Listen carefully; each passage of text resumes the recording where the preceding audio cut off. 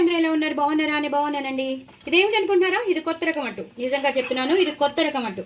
ఏమంటండి అన్ని మాకు తెలుసు అనుకుంటారా? లేదు, మీకు ఇది తెలుసో లేదో తెలియదు, కానీ ఎంతమందికి తెలుసో నాకు తెలియదు. మా మా అమ్మగారి రెసిపీ ఇది. మా అమ్మగారి రెసిపీస్ అన్ని చాలా చాలా బాగుంటాయి, చాలా చాలా టేస్టీగా ఉంటాయి. ఏం కాదండి, ఇది గార్ల పిండితో చేసిన అట్టు అద్దరిపోతుందండి. ఇందులో చక్కగా నేను లాంగ్ వీడియో పంపిస్తున్నాను. సో నేను చెప్పాను అనుకోండి, మీరు ఇందులో చూసేస్తున్నారు, ఇంకా లాంగ్ వీడియో చూడట్లేదు. సో లాంగ్ వీడియోలో చెప్పాను ఎలా చేసుకోవాలో. అద్దరిపోతాయండి ఇవి, ఎంత బాగుంటాయి చూసారా, ఎంత ఈజీగా వస్తున్నాయి. ఎన్నంటే అన్ని చేసేసుకోవచ్చు. ఒకటి మాత్రం చెప్తాను, చక్కగా ఇంగు మాత్రం వేస్తారు ఇందులో. ఇంగు వేస్తే అట్టులు ఎలా బాగుంటాయండి అని అనుకుంటారేమో. ఇంగు వేస్తే అట్టుల్లోకి ఒక రకమైన ఫ్లేవర్ వచ్చి టేస్ట్ ఎన్హాన్స్ అవుతుంది. అది ఎలా చేశానో మొత్తం ఇంకెందుకులేండి. కొత్తిమీర, కరివేపాకు అవి వేసుకోండి, పచ్చిమిరకాయలు వేసుకోండి, ఉల్లిపాయలు మాత్రం వేసుకోండి. మిగతావన్నీ మీరు వెజిటబుల్స్ ఏమేమి కావాలో వేసుకోండి. నేను మాత్రం వేయలేదు, నేను జస్ట్ ఉల్లిపాయలు, ఈ వెజ్జెస్ గ్రీన్ వేసాను, అంటే కొత్తిమీర, కరివేపాకు అవి వేసాను.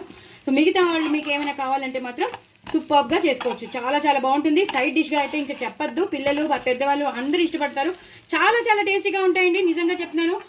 సైడ్ డిష్ గా అంటే సాంబార్ రెసిపీ, సాంబార్ కానీ రసం కానీ పప్పుల్లోకి బాగుంటుంది. అన్నంలోకి ఇది మెయిన్ ఏంటంటే అన్నంలో నంచుకోవడానికి మాత్రం ఒక సూపర్ గా ఉంటుందండి. ఎప్పుడు పెసరట్లే కాదు, మీరు ఇలా కూడా చేసుకోండి. గార్ల పిండితో అట్లేంటి అని అనుకుంటారు, కానీ ఒక మంచి రెసిపీ నేను మీకు చూపించిన దాన్ని అవుతాను. ఒకవేళ ఎవరు ఇప్పటి వరకు ట్రై చేయలేకపోతే మాత్రం ట్రై చేయండి. చాలా చాలా చాలా చాలా టేస్టీగా ఉంటాయి.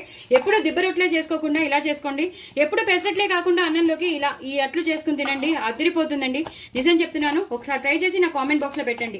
వెరీ వెరీ టేస్టీ గార్ల పిండి అట్టు, చాలా చాలా బాగుంటుంది. వెరీ వెరీ టేస్టీ అండి. నేను చెప్పలేను, నా నోరు ఊరిపోతుంది. నేనైతే వేడి వేడి అన్నంలో నంచుకుని తింటాను. మీరు కూడా తప్పకుండా నంచుకుని తినండి, చాలా చాలా బాగుంటుంది. ఇలా ఎన్నంటే అలా అన్ని చేసేసుకోవచ్చు. ఇదే సైజులో చేసుకోవాలని రూల్ లేదు, పెద్దగా కూడా చేసేసుకోవచ్చు. ఓకేనా? నా ఛానల్ మాత్రం సబ్స్క్రైబ్ చేసుకోవడం అసలు మర్చిపోదు. బాయ్ అండి.